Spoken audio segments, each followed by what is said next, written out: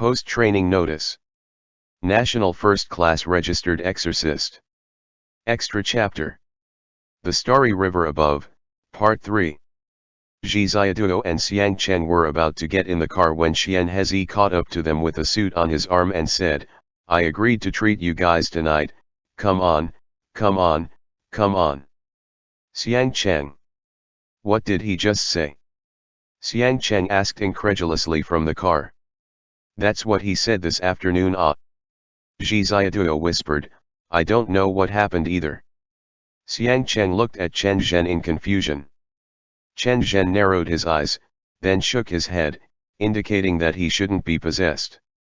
Xian Hezi whistled, and they stopped in front of a restaurant.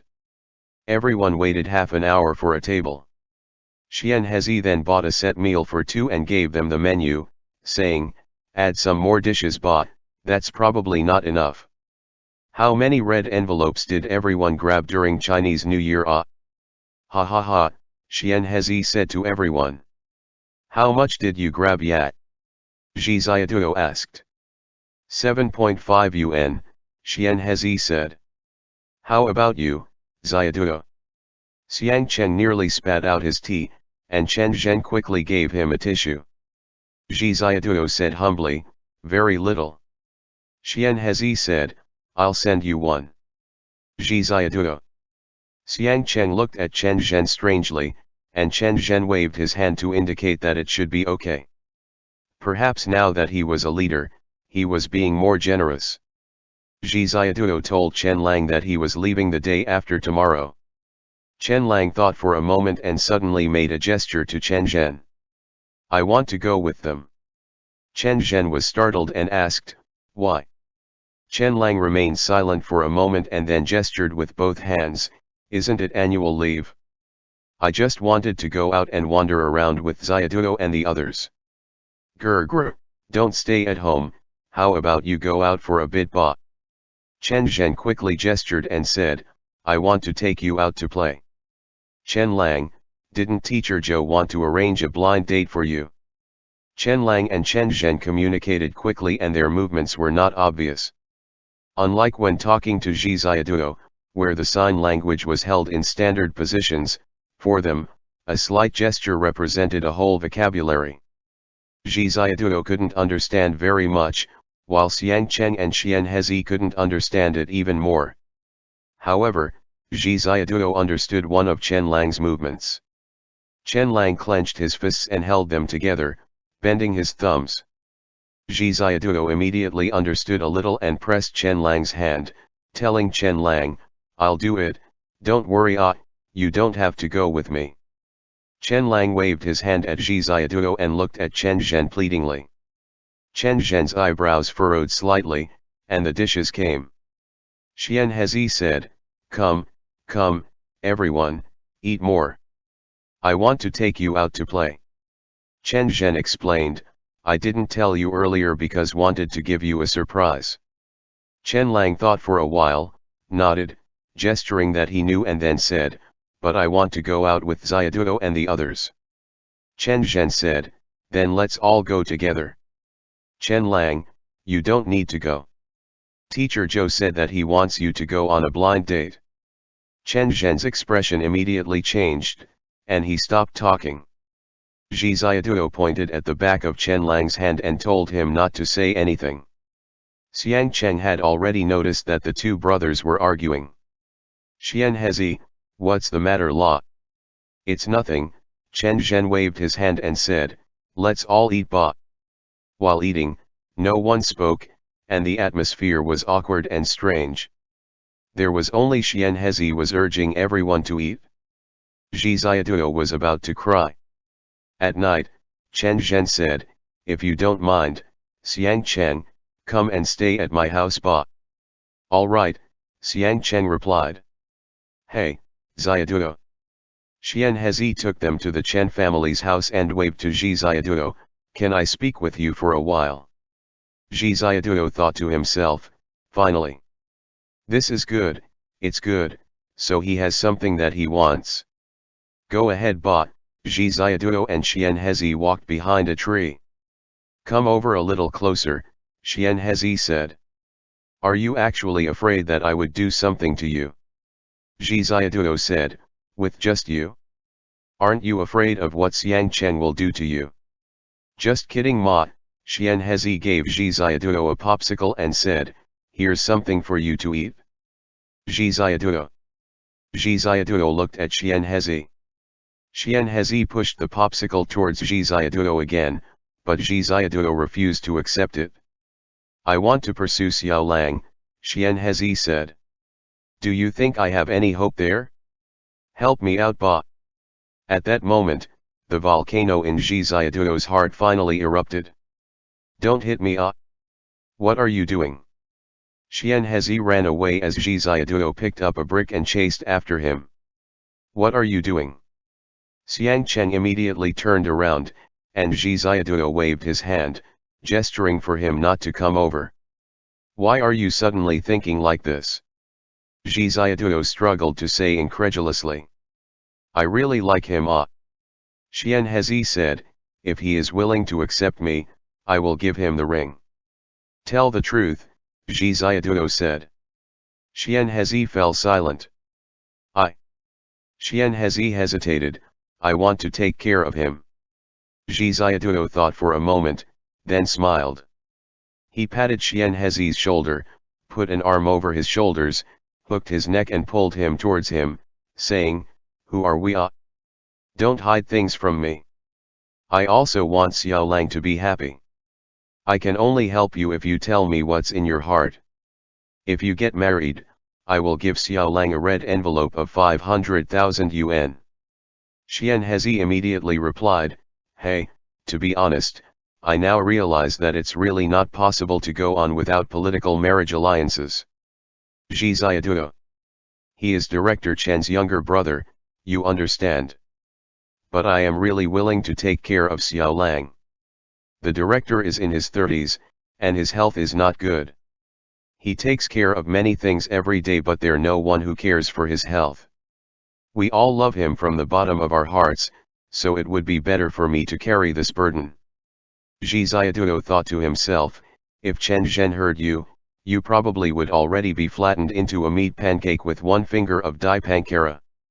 Taking care of Xiao Lang is nothing, it doesn't count as a burden, Xian Hezi said. I see that Xiao Lang is quite lonely every day.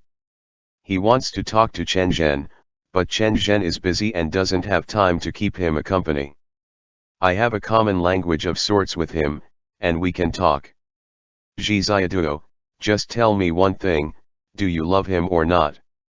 Xian Hezi thought for a moment and said, I don't have that kind of love, but Director Chen won't allow anyone else to treat Xiao Lang that way ba. I'll live with him, and won't that be great? Zhi Xiaoduo said, do you need Lihan pollen? I have recently condensed a powerful one that will make you forget all about this. Do me a favor, I have good intentions. Wait. Don't go ah. Xiaoduo. Asterisk asterisk asterisk. Chen Zhen helped Xiang Chen drag their luggage into the elevator, but when they got home, Zhi Xiaoduo looked helpless. What did you guys talk about? Xiang Chen asked. Don't ask, Zhi Xiaoduo said, not knowing whether to cry or laugh. Suddenly, I also want some Lihan pollen.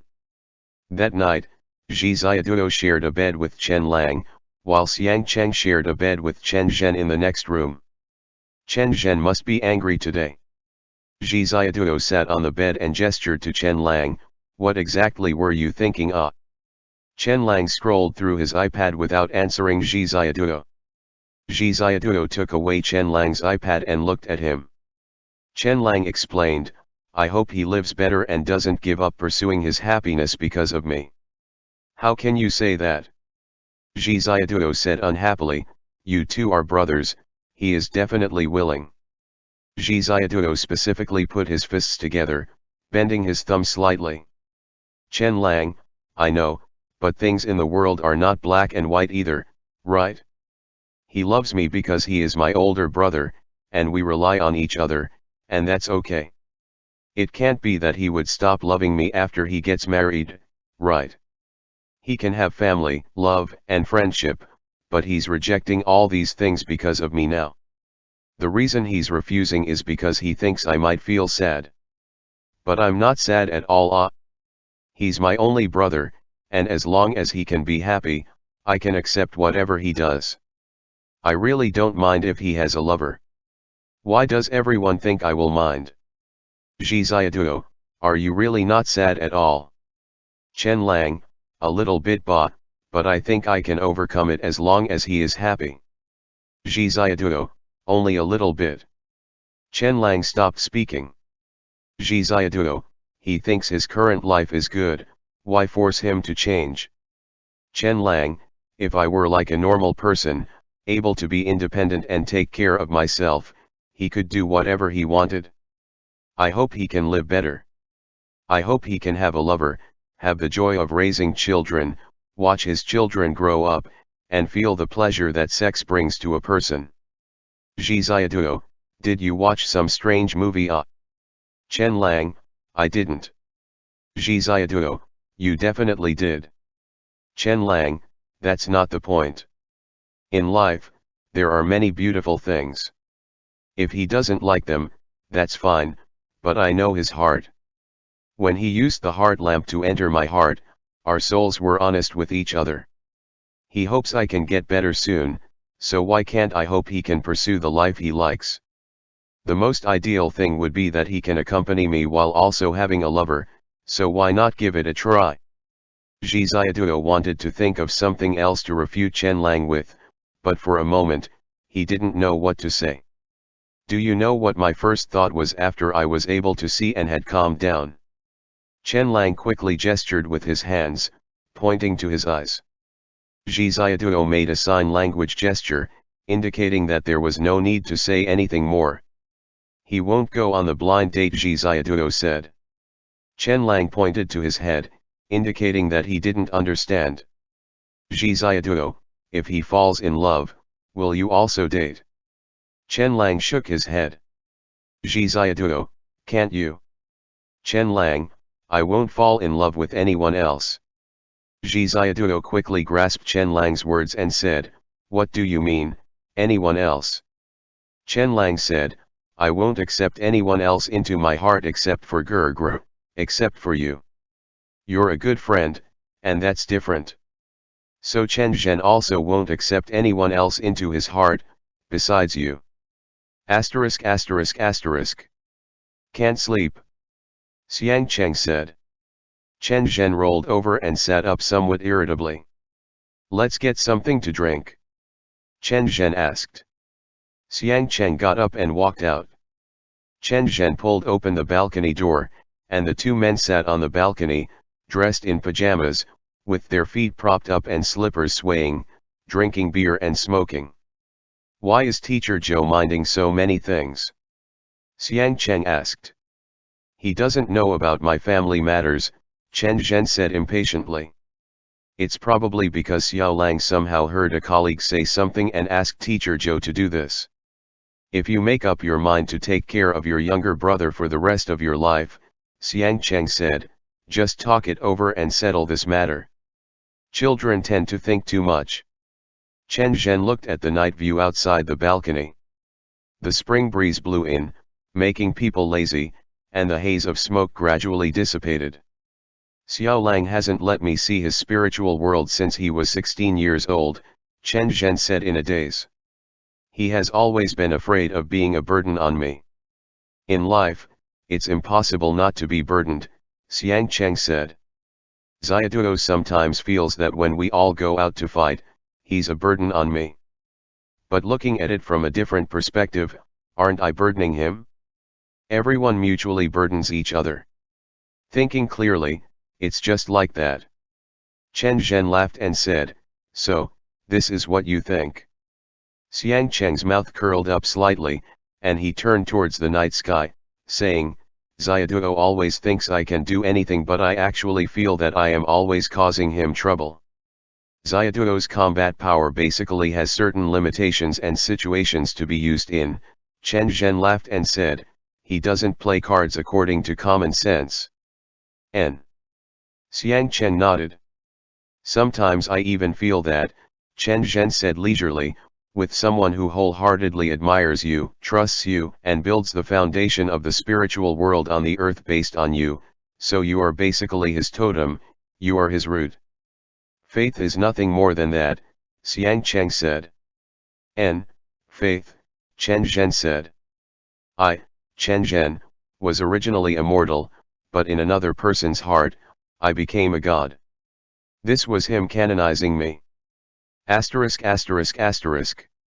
The next morning, I still decided to go to Shanghai, Chen Lang said to Zhi Ziaduo as he brushed his teeth with drowsy eyes. Zhi Ziaduo, you fickle guy. Xiang Cheng was cooking breakfast in the kitchen and whistled at the two of them. Zhi Ziaduo looked up at Xiang Cheng. The itinerary has changed and we will depart today, Xiang Cheng said. Oh.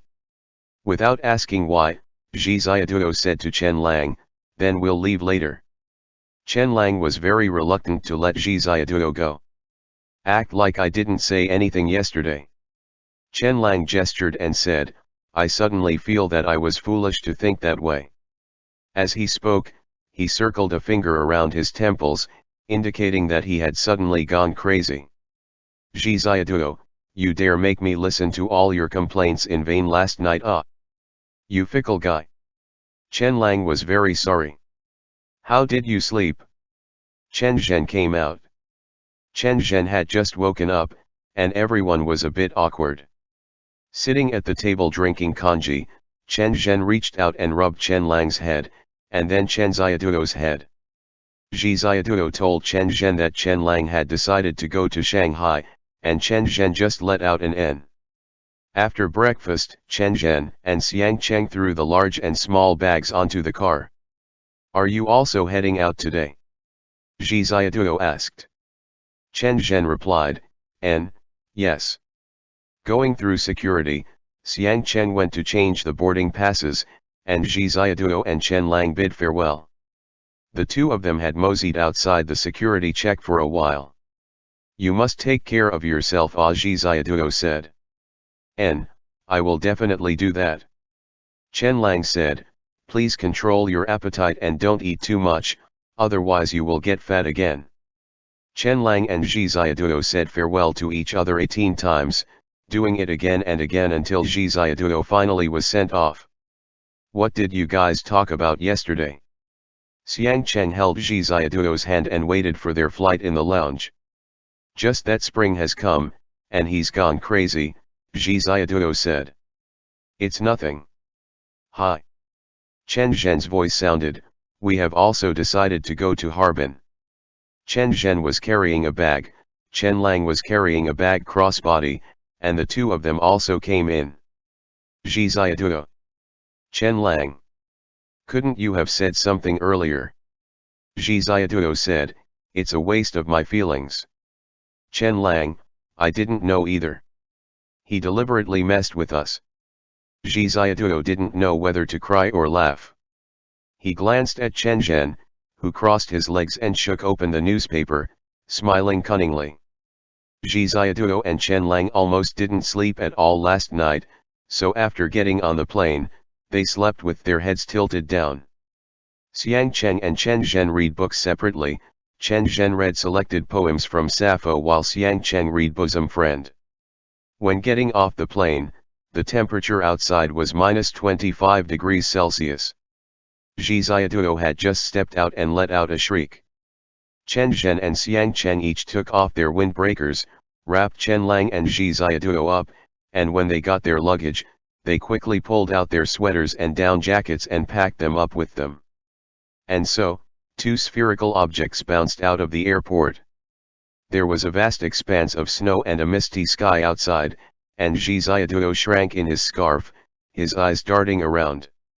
He was wearing thick gloves, so when he gestured to Chen Lang, his hands struggled to open, and he managed to trace out a wow. Wow, it's snowing. Zhi Ziaduo said. Chen Lang, like a snowman with limited mobility, turned around and patted Chen Zhen's down jacket asking, are you cold? Chen Zhen waved his hand and Zhi Ziaduo walked out, then slipped. Chen Lang went to pull him up but he also slipped. Thus, two balls bounced on the snow for a long time, unable to stand up. Xiang Cheng said, "Don't play right now. Let's get to the hotel and then see." ******. In the cities in northeast China, there were very few Yaoguai cultivating, and most of them entered the world after achieving a human form. Due to the cold weather, the hard-working and brave northeast people loved hunting, and they often worked together with Russian friends, usually doing one shot one kill, making it hard for the Yaoguai to defend against them. The Yaoguai northeast China loved Sanya the most. Recently, those who were better connected had gone to Sanya to cultivate. Xiang Cheng asked Feng Li to contact a few Yaoguai to explore the way, and Feng Li asked around. However, most of them were on vacation in Hainan. In the end, Chen Zhen managed to find the Exorcist committee to receive him. He drove a four-wheel all-terrain jeep, with black smoke constantly emitting from the exhaust pipe and burning diesel fuel. The four windows were all drafty, and they rattled along all the way to the hotel on Central Street. "Our Exorcist committee is outside the old street," said the Exorcist. "If Director Chen needs anything, just let us know." "Okay," Chen Zhen said, "sorry for troubling you guys." Entering the hotel, Zhi Xiaoduo began to take off his coats one by one and shouted, "It's too hot la." Xiang Cheng grabbed Zhi Xiaoduo's cotton pants and pulled them down. Zhi Xiaoduo said, "Don't take advantage of this opportunity to strip me up." "Let's hug for a while," Xiang Cheng said. "I haven't slept with you for a whole night." The temperature difference between the inside and outside was nearly 50 degrees Celsius, and Zhi Xiaoduo could hardly look directly at the world in northeast China. Xiang Cheng took off Zhi Xiaoduo's underwear, and they embraced, pressing onto the bed to kiss. Chen Zhen knocked on the door outside. "Zhi Xiaoduo." "Xiang Cheng, what?" "Let's go outside the old road first ba," Chen Zhen said. "The Exorcist Committee branch's information has all been prepared, and they asked us to please come over this afternoon and have a cup of coffee to chat." So, Xiang Cheng and Zhi Xiaoduo had to get up, and Zhi Xiaoduo put on one piece of clothing at a time. With Chen Lang, the two snowballs squeezed into the revolving door and left the hotel. Zhi Xiaoduo and Chen Lang both wore white down jackets, and several times even Xiang Cheng nearly led the wrong person when he wasn't paying close attention. Zhi Xiaoduo and Chen Lang were standing on the street looking at Tanghulu. Chen Zhen and Xiang Cheng were talking, and they almost led Zhi Xiaoduo away. "Ha ha ha ha." Zhi Xiaoduo and Chen Lang were having a variety of laughs by the roadside. Zhi Xiaoduo told Chen Lang to hurry up and have a look. Ice cream had been placed in a cardboard box and directly placed on a street stall for wholesale sale. Chen Lang pulled off his mask and jammed a Tanghulu into his mouth. "Is this the Exorcist Committee?" Zhi Xiaoduo asked. There was a row of dilapidated houses outside the old road. There were people selling food and baizai downstairs, but there were no shaxi and snack stores. Chen Zhen looked for a while and then walked around the alley. He bent over and grabbing a handful of snow, kneading it into a snowball. Xiang Cheng also copied him to make a snowball. "How do we enter?" Xiang Cheng asked. Chen Zhen said, "You two stand together. I came to this Harbin Exorcist Committee a long time ago, so I'm not sure if it still works." The alley was very quiet, with occasional sounds of bicycle bells ringing. All around were dilapidated houses that had already not been inhabited for a long time. The old glass windows opened out, facing in different directions, reflecting the sun. Chen Zhen threw a snowball out and with a clang, it hit a half-open window, which turned at an angle. The reflection of the glass window cast sunlight towards another window. Xiang Cheng also threw one out, smashing the second window at an angle with a bang. Chen Zhen threw out a third snowball, and a fourth, causing all the windows of the dilapidated houses to turn. The light refracted and jumped outside the glass window, like countless mirrors folding beams of light back and forth. Chen Zhen finally slowly backed up and grabbed the window on the first floor with one hand, turning it around. The sunlight passed through all the windows, and in an instant, all the windows and doors of the dilapidated houses lit up with a blazing light. The blazing light spun rapidly and retreated in all directions, transforming into reflections on the crystal-clear ice bricks. "Wow!" Zhi Xiaoduo exclaimed. A tall and magnificent building rose from the ground. The tall Baroque-style Russian building was surrounded by a city wall made of ice bricks, with large words engraved on the ice bricks, Harbin Exorcist Committee. It's actually in the style of Russian architecture. Zhi Xiaoduo was stunned. During the Republic of China period, the Harbin Exorcist Committee was established in cooperation with Russia, Chen Zhen said. At that time, it was called the Exorcist Alliance. After the founding of the People's Republic of China, the site was still here, but the interior was renovated. There were very few people in the Harbin Exorcist Committee, and there was a big man wearing a felt hat reading a book at the door. After Chen Zhen reported in, the gatekeeper opened a door and let them in. The interior of the Exorcist Committee was dimly lit, with only a few European-style chandeliers shining there. An elderly man was studying documents behind his desk, and he looked up and said, "Chen Zhen." "This is Director Qian," Chen Zhen introduced them, and everyone shook hands with Director Qian. Director Qian exchanged greetings with them one by one, pushed his wheelchair and came out with a blanket on his knees, saying, "I'll make this long story short, but please come over here, and we'll discuss the case you are currently handling, along with the other matter that is also related to the Greater Khingan Mountains." "Please speak," Chen Zhen gestured. Director Qian took them to the fire, and they each sat down. Chen Zhen went to mix some coffee, added a little vodka, making it Irish coffee, and handed them each a tin cup. In the 1960s, there was a case of a wild man in the Great Khingan Mountains, Director Qian said. At that time, a lumberjack accidentally encountered a wild man in the middle of the night. "A wild man?" Zhi Xiaoduo frowned. For someone else, finding a wild person in the Shenangjia Forest, Himalaya Mountains, or Great Khingan Mountains might be something surprising, but for exorcists, wild people were very normal. After Chen Zhen sat down, he listened while translating for Chen Lang. Chen Lang signaled that Chen Zhen didn't need to translate anymore, as he could pretty much read Director Qian's lips. "This wild man," Director Qian made a movement around his neck and said, "he only had limbs and no head. When I saw the report you sent, I thought of this case." The four people were startled at the same time. "Where exactly did the wild man appear?" Xiang Cheng asked. Director Qian handed Xiang Cheng a map with the exact location circled in red pen. "In the end, nothing was found when we worked on the case, so we had to temporarily put it on hold," Director Qian said. "The person went missing here." Director Qian took off his pen cap and drew another circle on the map. The area the person went missing was located 16 kilometers northwest of the logging site. Chen Zhen nodded and Director Qian said, "There is also a third clue."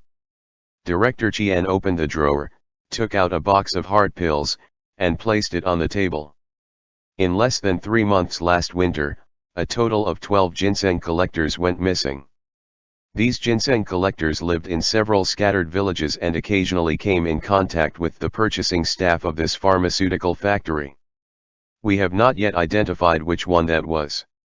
"Understood," Chen Zhen said, "we'll set off now. Do you need to go to the pharmacy to take a look?" Director Qian asked. The four of them bid farewell to Director Qian, and Chen Zhen borrowed the keys to drive. It got dark early here, and at 5 o'clock in the afternoon, colorful ice lanterns lit up the streets, filling them with a sense of fantasy. Chen Zhen stopped in front of a Western restaurant, and said they should eat here first. The taste of Harbin's specialty dishes were very good. Xiang Cheng was a great cook, but he had never learned the local cuisine here, such as damali stewed live fish, sausages, and tenderloin stewed in milk. Zhi Xiaoduo wanted to try more, so he ordered 7 dishes. After ordering, he found that Northeast cuisine was completely different from what he had thought. Southern dishes were all exquisite small appetizers, while northeastern dishes came directly in 7 large pots. What should we do? Zhi Ziaduo looked at the dishes the size of a basin, completely dumbfounded. Eat, ba, Xiang Cheng said. Whatever we can't eat, we'll just take to go. We're all like this here, the boss said with a smile. If it's taken to go, it won't taste good anymore. Everyone eat. You can finish it? Everyone had to grit their teeth and finish off all the dishes on that table. Zhi Ziaduo ate so much that he felt like he was about to die. I have a feeling that the sausages are about to come out of my throat, Zhi Ziaduo said to Chen Lang. Chen Lang raised his hand, indicating that he couldn't communicate now, and made an effort to swallow. Where are we going next? We're going. Chen Zhen had originally wanted to go to the pharmacy after dinner, but now everyone just wanted to find a place to sit. Xiang Cheng belched heavily and said, let's still go to the pharmacy, ba. After Chen Zhen parked the car at the pharmaceutical factory, the factory area shut down at night, and the interior was dark. Zhi Ziaduo supported himself with one hand on the car and carefully got off with Chen Lang. I'm afraid I can't jump up there, Xiang Cheng said. I'm too full. Chen Zhen, do it slowly. Xiang Cheng backed up, took a few steps to run forward, jumped up, grabbed the eaves, and flipped over, opening the door to let Chen Zhen and the others in. There were many pharmaceutical materials stored in the factory building, with boxes stacked in corners, divided into several areas. Zhi Ziaduo glanced at the registration form on the wall and said, look for the delivery notes. Zhi Ziaduo took a flashlight and, based on the map on the wall, went towards the office. The quiet factory building was pitch black, but Zhi Ziaduo was not afraid at all, just feeling very full. Hiccup, Zhi Ziaduo said, if Kita was here, he would be so scared, he'd need to pee. Suddenly, there was a clack-clack sound from deep in the corridor. Zhi Ziaduo. Everyone held their breath, and the sound of needles falling in the darkness would be particularly noticeable. What is it? Xiang Cheng frowned. The clock, right. Zhi Ziaduo whispered. The sound stopped, and after 3 seconds, the clacking sound began again. A broken clock, Zhi Ziaduo said. They stood in front of a room, with Zhi Ziaduo pressing his ear to the door. Chen Lang was a bit scared and hid behind Chen Zhen. Chen Zhen belched heavily and took out his heart lamp. A beam of light shone forth, and the wall grew transparent with a shua. The insides were now clearly visible to them. There was a desk in the room, and in the drawer of the desk, a small object was moving. Zhi Ziaduo opened his mouth, and for a while, he wasn't able to regain his composure. This is the place, Xiang Cheng said, gesturing for everyone to step back, and he snapped his fingers. Azure dragon fire erupted between his fingers, burning the door lock. Pushing open the door, Chen Zhen and Xiang Cheng rushed in. The thing in the drawer seemed to feel someone coming in from outside and immediately stopped moving. Zhi Ziaduo signaled for them to not grow frantic. He found the material list next to the table, with the names of the buyers registered on it. There were 4 buyers in total. Xiang Cheng touched the drawer with one hand, but there was no movement. Then, Chen Zhen pulled the drawer open, and a fast-moving object popped out of it. Before Zhi Ziaduo could even see it clearly, the object flew onto Chen Lang's face. Chen Lang was startled, and the two of them moved frantically. However, Xiang Cheng flicked his wrist, and the Yao binding rope flew out, tightly intertwining with the Yao Guai. The Yao Guai chirped and struggled uncontrollably, colliding everywhere. Xiang Cheng flipped on the light. Whoa! Zhi Ziaduo finally saw it clearly. That was a palm-sized ginseng. Chen Lang showed a surprised expression as he saw the ginseng bound by the Yao binding rope and running around the room, unable to escape no matter what it tried. Let me play with it? Zhi Ziaduo exclaimed, why is it so cute? Xiang Cheng wrapped the Yao binding rope twice around Zhi Ziaduo's wrist, letting him hold it. As the ginseng tried to escape, it stumbled on the threshold of the room and fell over. Chen Lang had an anxious expression of "let me play with it, hurry up and let me play with it" on his face. Zhi Xiaoduo let Chen Lang play with it for a while, and when he wanted to bring the ginseng back in, Chen Lang still wanted to play with it, so the two of them began a tug of war with the Yao binding rope. End chapter. Post-training notice. National First-Class Registered Exorcist. Extra chapter. The Starry River Above, Part 4. His surname is Shan, Chen Zhen said, glancing over the list of goods. The third purchasing agent. This is his office. Can you find the address? Xiang Cheng asked. Xiang Cheng and Chen Zhen were swiftly searching through the materials, while Zhi Xiaoduo and Chen Lang each began trying to get a hold of that ginseng spirit. Upon feeling that its head and legs were being tugged on, the ginseng spirit quivered. It even has eyes. Zhi Xiaoduo saw that two slits had split along the ginseng, and its pitch-black eyes blinked. He immediately shouted at that sight, on the verge of going crazy from the sheer mo that it exuded. Chen Lang, let me play with it a little more.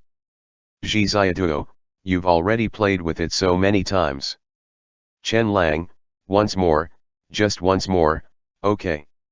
In the northwest, this guy is called a Bang Chui, Xiang Cheng said. They were on Mount Wu as well. Look at the scales on its stem. It's at least 200 or 300 years old. It even has flowers. Zhi Xiaoduo lifted the Yao binding rope, raising the ginseng into the air. Chen Lang grabbed it and touched the flowers on the ginseng's head with his finger, only for the ginseng to immediately close the petals. Its leaves have all wilted, Chen Zhen said after glancing at it. Should we give it some water to drink? Xiang Cheng found a supply contract, which had the address of the purchasing agent surnamed Shan on it. He said, I found it, let's go. Where does it want to go? Zhi Xiaoduo asked. Chen Lang, I suspect that it misses its home, and it doesn't want to be ground into medicine. Grr, can you give this one to me? Zhi Xiaoduo, Xiang Cheng was obviously the one who caught it. Chen Lang, but my gur obviously opened the locker. Zhi Xiaoduo, you, let go. You're going to break it? Chen Lang, let me play with it a little more. I'll trade you the twinfish jade pendant for it. When Chen Zhen looked into the rearview mirror and saw Chen Lang's sign language, he almost sent the car into a ditch. The two of them in the back seat once again began fighting over the ginseng. Xiang Cheng hurriedly said, it'll belong to Xiaoduo on Mondays, Wednesdays, and Fridays, while it'll belong to Xiao Lang on Tuesdays, Thursdays, and Saturdays. I'll go find another one for you all, rest assured. Stop fighting over it. Chen Zhen was torn between laughing and crying. Your friendship is too weak. Zhi Xiaoduo, let's give it some water to drink first. Chen Lang took out the thermos and unscrewed the cap. Zhi Xiaoduo stuffed the ginseng into the water, and the little ginseng shuddered all over before it suddenly stilled, its leaves unfurling slowly. It was thirsty, Chen Zhen chuckled. The scent of ginseng began to waft out of the entire thermos. Zhi Xiaoduo sniffed it slightly and felt very revitalized. The ginseng's two whiskers were just like hands, and it leaned on its arms against the rim of the thermos as it studied Chen Lang. Xiang Cheng turned his head and gave it a glance. The ginseng was a little afraid, and it hurriedly shrank back into the cup, until only its two eyes were peeking out. Chen Lang, it's afraid of Xiang Cheng. Xiang Cheng's level is too high. Zhi Xiaoduo nodded. The car came to a stop in front of a residential building. It was just past 7, but the street was already basically empty of people. The 6th floor, Chen Zhen said. Xiang Cheng and I will go capture this person. You two, stay in the car and play with the ginseng. Chen Lang gestured for Chen Zhen to come over. Zhi Xiaoduo lifted the dripping wet ginseng out of the thermos, and Chen Lang handed the thermos over to Chen Zhen, indicating that he should drink some. Isn't this bath water? Chen Zhen was torn between laughing and crying, but he did still drink some. He then remarked, "It tastes like ginseng soup." Zhi Xiaoduo took a hand towel and held the little ginseng as he wiped it dry. The ginseng shrank into the hand towel, before it tried to run outside again. It never seemed to stop moving, and Chen Lang also wanted to play with it, so Zhi Xiaoduo had no choice but to let Chen Lang fiddle around with it first. Xiang Cheng said, "When someone wants to dig up ginseng, if they find it, they cannot startle it, otherwise these wild mountain ginseng will run away." Chen Lang's face was filled with skepticism. Zhi Xiaoduo asked, "Then how are you supposed to dig it up?" Xiang Cheng explained, "When you find the ginseng, you tie a red string around its stalk, and you dig it up next time." Xiang Cheng replied, "I've seen one before. There aren't many that have become spirits, because it depends on their luck. But there's probably more here that have turned into spirits. We're leaving now, you two be careful." Zhi Xiaoduo had the ring on his hand, and Xiang Cheng and Chen Zhen wouldn't be too far away, so it wasn't that big of a deal. "Chen Lang, let's go to the florist's shop across the street and buy a flower pot so we can plant it right away tonight." Zhi Xiaoduo, "Are you planning on turning it into a heart-strengthening pill to feed to Chen Zhen?" "Chen Lang." Zhi Xiaoduo. The two of them looked at each other. "Chen Lang, forget it, let's go buy some that haven't turned into spirits yet." Zhi Xiaoduo nudged the ginseng, saying, "If you cut it into slices and stew it with the chicken, the effects will be very good." The ginseng felt as if it had been struck by lightning out of a clear sky. It rolled the towel up and wrapped it around itself, trembling incessantly, glancing back and forth between Chen Lang and Zhi Xiaoduo. "It can understand human speech." Zhi Xiaoduo exclaimed to Chen Lang. He had realized it. "Chen Lang, it can understand spoken words but it can't understand sign language." The ginseng studied the two of them anxiously. Chen Lang carefully wiped down its body, lifting up its roots. The wet towel swiped over its armpits, and the ginseng immediately snatched its roots back in alarm, afraid that Chen Lang had some devious idea in mind for it. It was at this very moment that there was a huge boom from inside the residential community.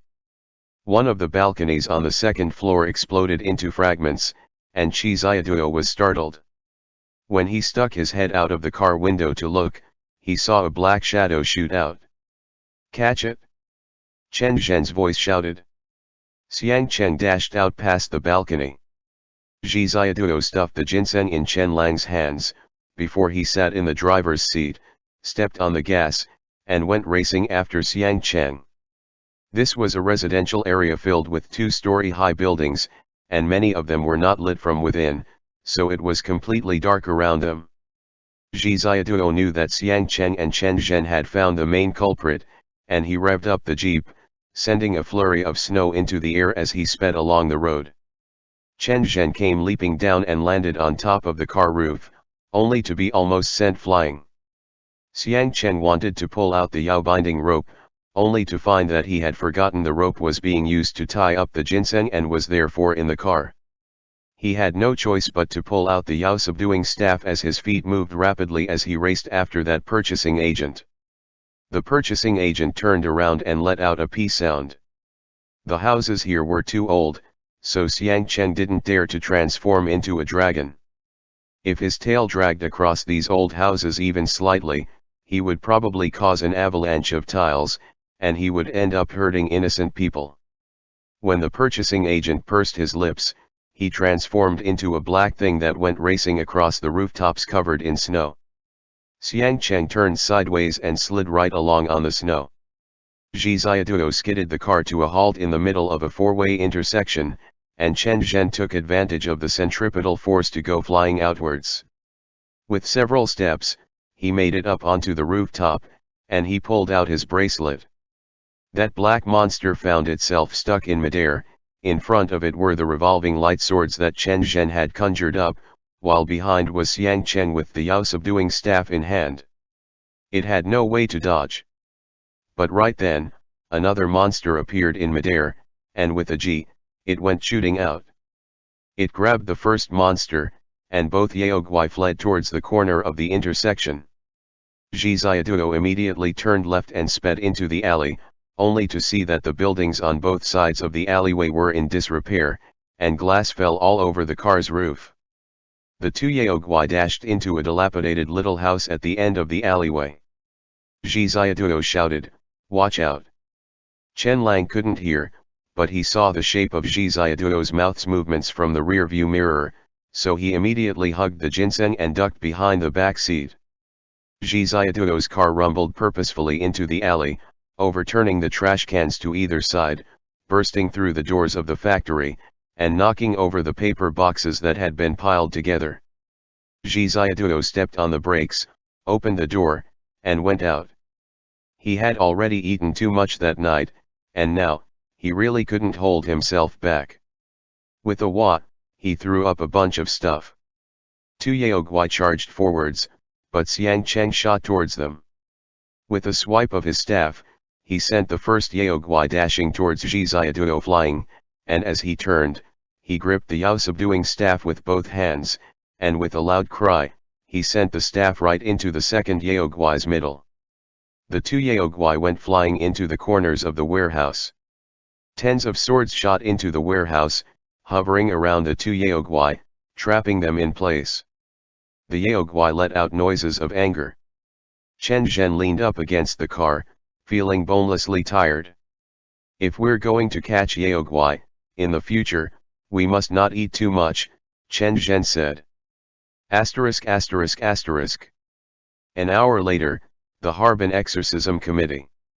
Two huge apes, with fluffy white fur and noses as red as butts, were bound by talismans to chairs. It was only after drinking some beverages that aided digestion that Zhiziaduo felt a little better. "Tell the truth," Chen Zhen said.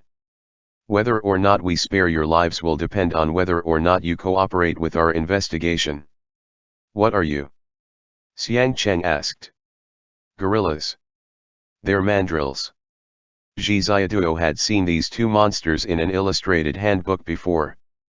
"So, they're just gorillas," Xiang Cheng said. "We're not," the male mandrill retorted angrily. "This is a kind of high-altitude mandrill," Director Qian said, taking off his glasses.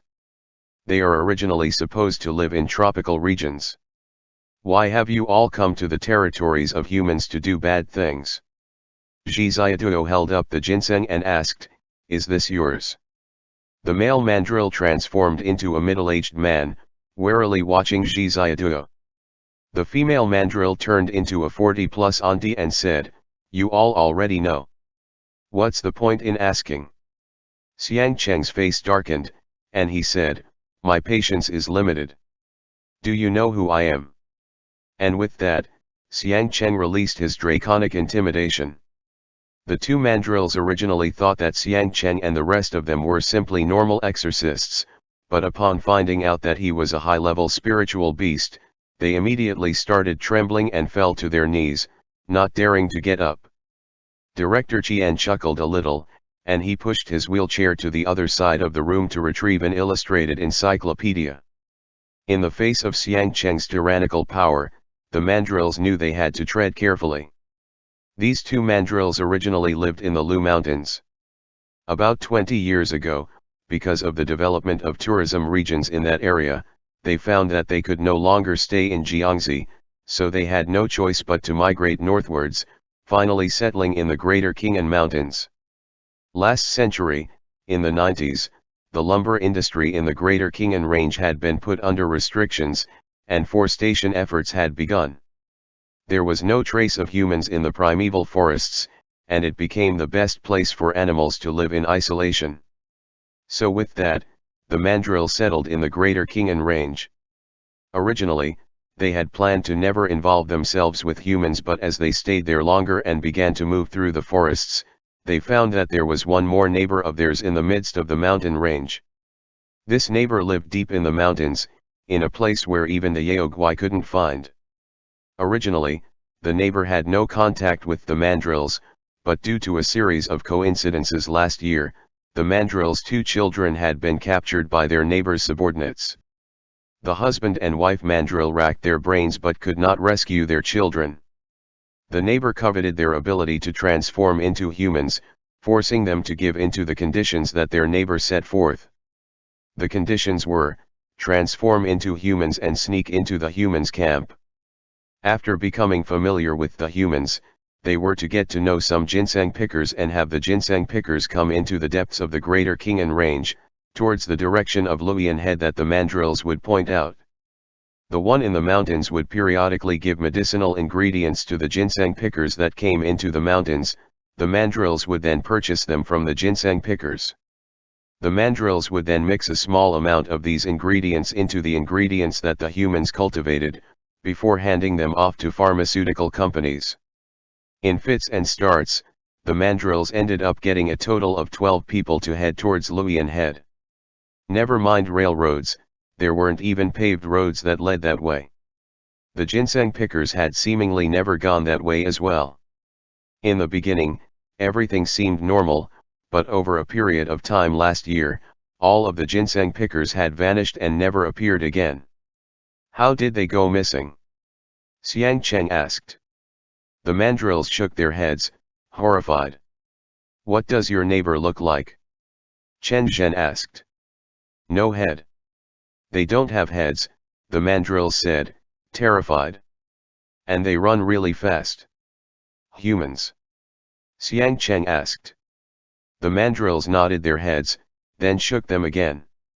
Xiang Cheng then asked, were the ginseng that you brought back like this?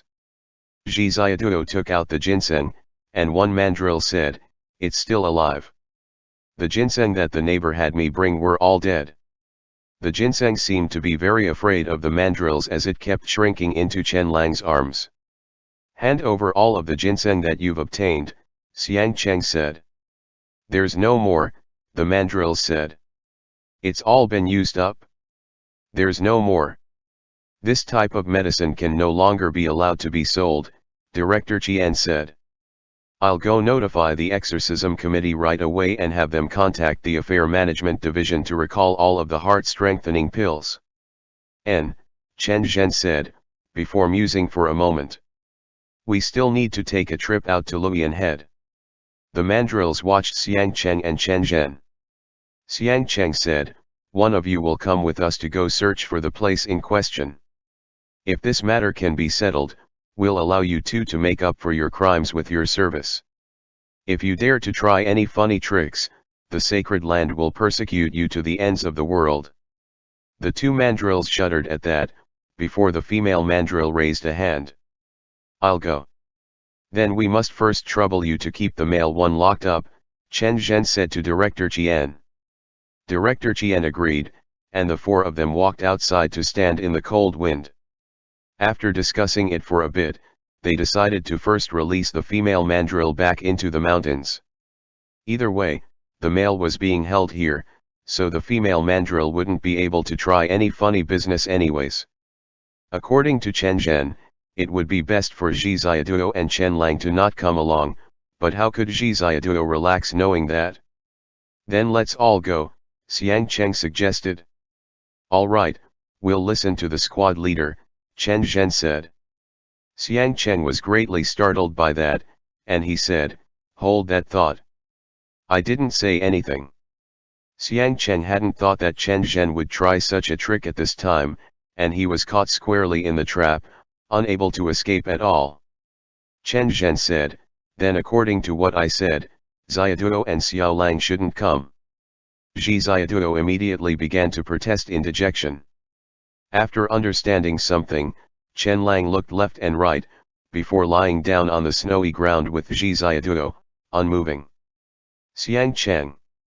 With that, Xiang Cheng had no choice but to become the temporary leader of the Special Action Squad, and he went back to plan out the entire process for the task. As night fell, the temperature dropped again.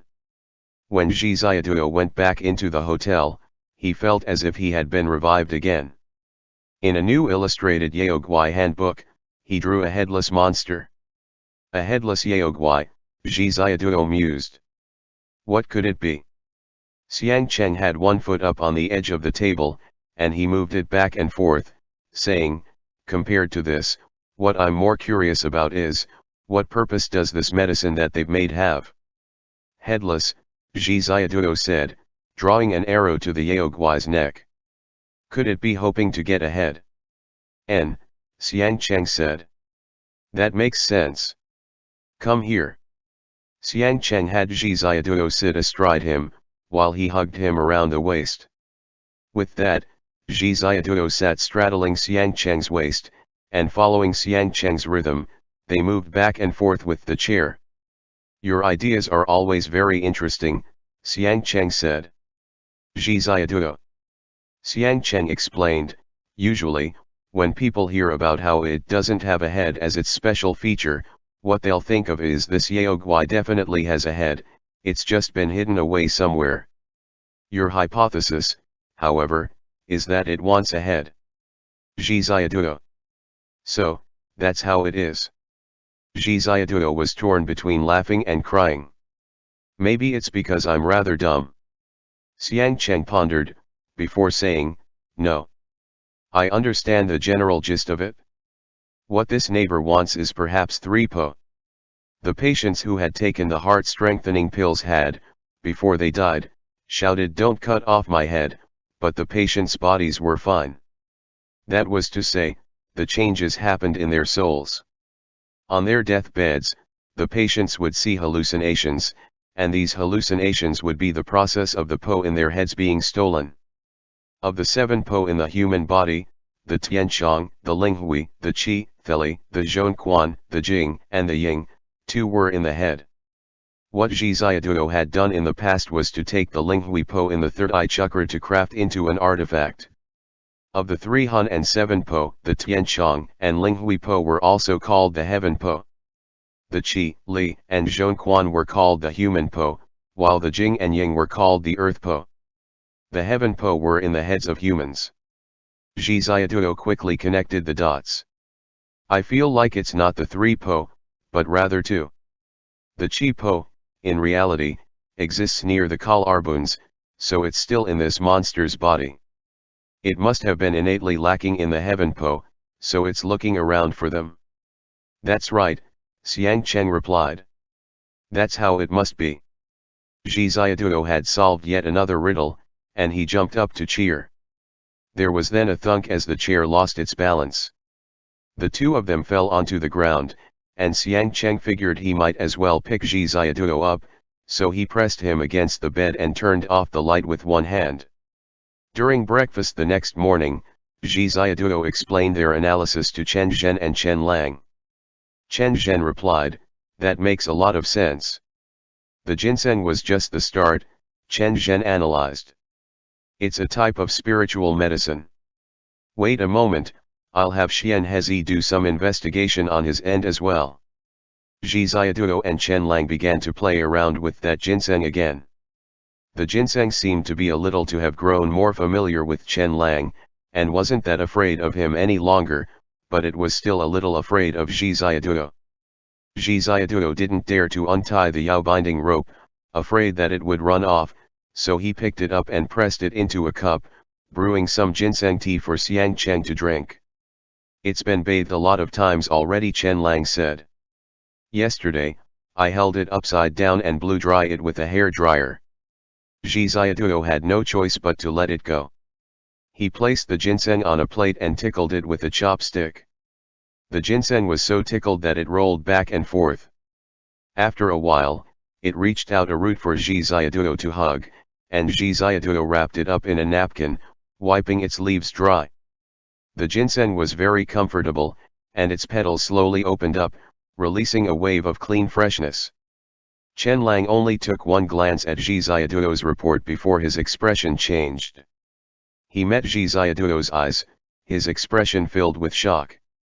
Soul transfer, Chen Lang said, swiftly signaling.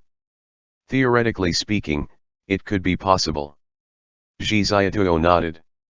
I suspect that their neighbor knows a few ways to repair Po. It might be able to help out. The medicinal powder used to make the pills should have been mixed in. Xiang Cheng said, they at least managed to make some tens of thousands of boxes worth. That's right, Chen Zhen replied. As to why only 6 people have fallen prey to it is something that I can't figure out. Ahem. Ahem. Xian Hezi said from within the screen. Allow me to make a brief deduction. Just say the important things. Chen Zhen said. Our time is limited. Xian Hezi immediately sped up, cutting right to the problem. He explained, plants are living things, though they aren't like humans and animals with their 3 hun and 7 po. Plants, however, have meridians and a few rare varieties, through the cultivation brought on by time, can expand their meridians out and, through the people and animals it's seen, learn how to create 7 meridian chakras. Xiang Cheng said, nodding. What does this have to do with medicine? Don't rush, Xian Hezi said gleefully. Now, let me explain to everyone. These meridians can be anywhere. They're not like human Hunpo, which only exist in the upper Danshan, middle Danshan, lower Danshan and similar spots. Even if you ground a ginseng into powder, all of the information relating to its meridians would still exist in that powder.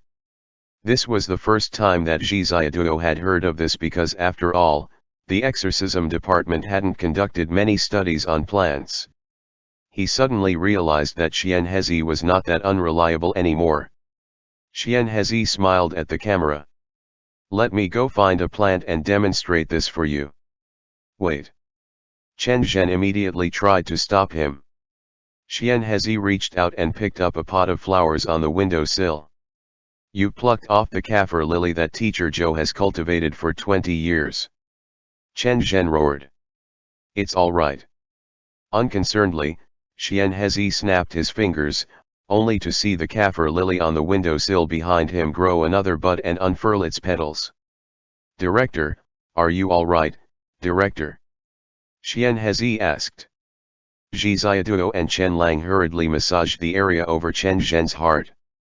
Chen Zhen had almost been frightened to death. I've cast a spell on this flower, Xian Hezi said.